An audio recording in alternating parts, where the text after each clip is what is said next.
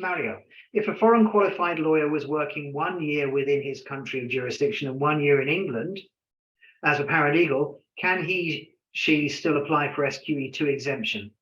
Yes. The SRA doesn't care where it is.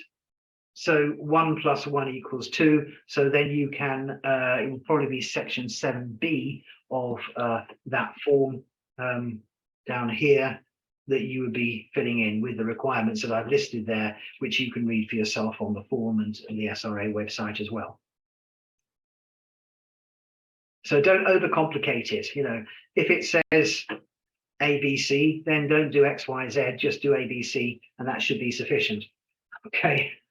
The SRA are having to deal with huge issues of comparative law and what have you for people applying from all over the world.